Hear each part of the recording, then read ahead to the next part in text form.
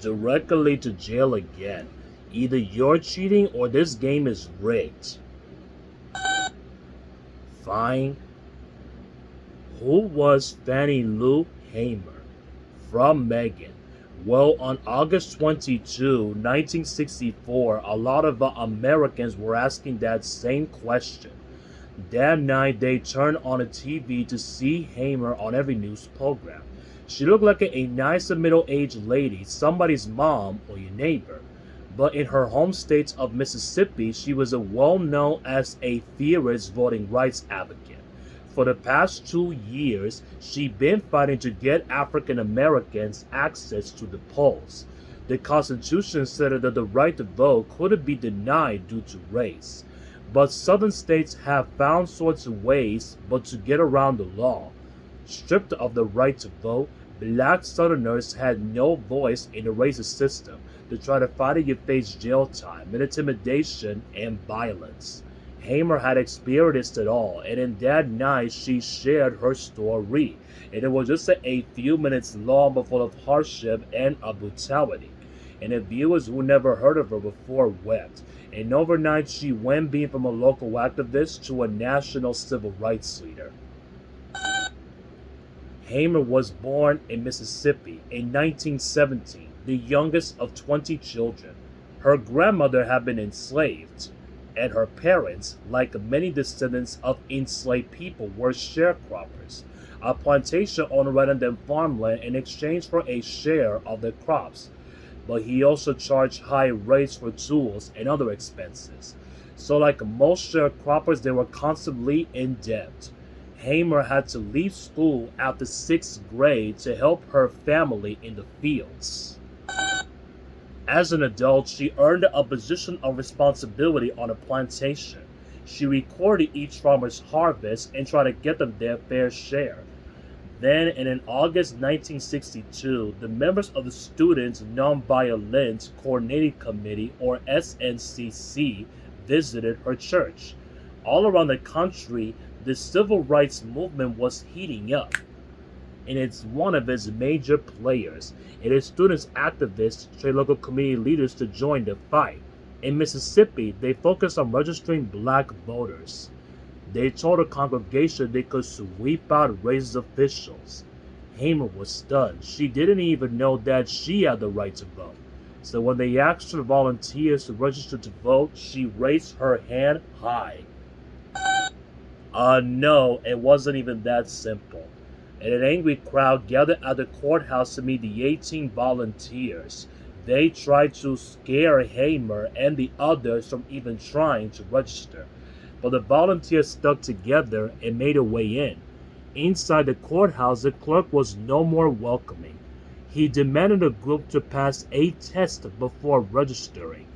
They were asked to explain about a legal clause about the ex facto laws. Exactly, that was the whole point of literacy tests, to be nearly impossible but to pass.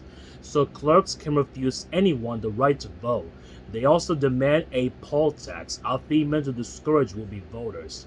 No surprise, all the SNCC volunteers failed the literacy test. And on the way home, their bus was stopped by the police. They said its yellow color was illegal. Hamer sang a song to keep the group's spirits up until they were let go. That night, she was fired from her job and evicted from her home. The plantation owner had heard about her attempt to register. A few nights later, somebody shot at the house where she was staying. Afraid for her children, Hamer considered leaving town for good. But she could not convince herself but to leave the place that her parents helped build.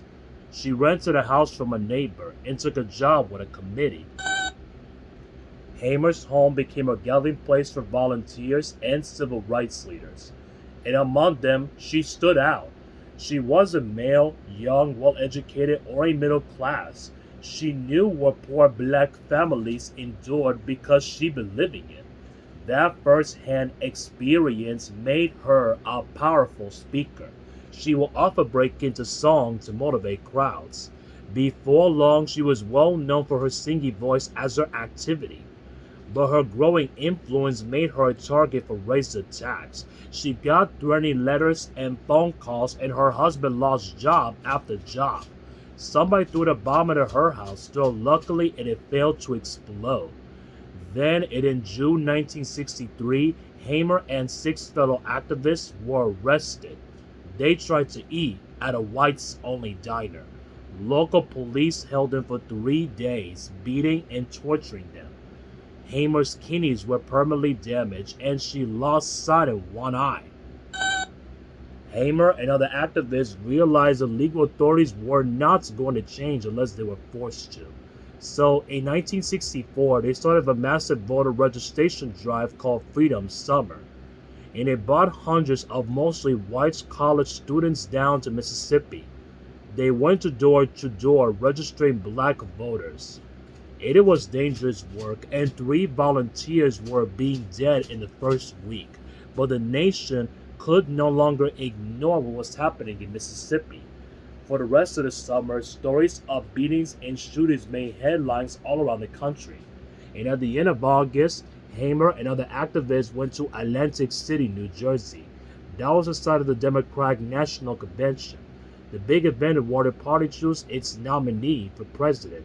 Each state sends a group of people, but to cast the official vote.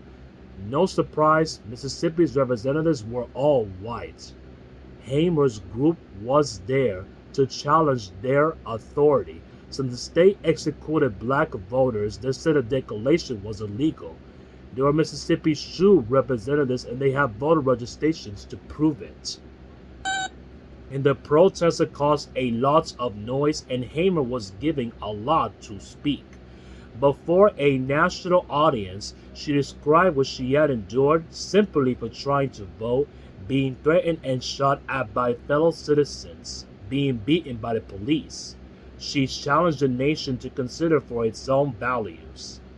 Hamer, is this America, the land of the free, of the home of the brave, where we have to sleep with our telephones off of the hooks, because our lives be threatened daily, because we want to live in a decent human beings in America. Her testimony replayed on the news for days. No, Hamer and her group were not seated at the convention.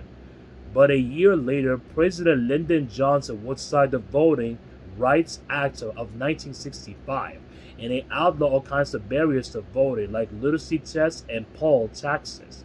And at the convention in 1968, Hamer was chosen to be an official Democratic National Convention delegate. She received a standing ovation. Hamer's activity continued way past her primetime moment. She fought for women's rights and protested the Vietnam War and ran for office several times. She founded a Freedom Farm, a cooperative to help black farmers climb out of poverty. Before her death in 1977, she was buried there.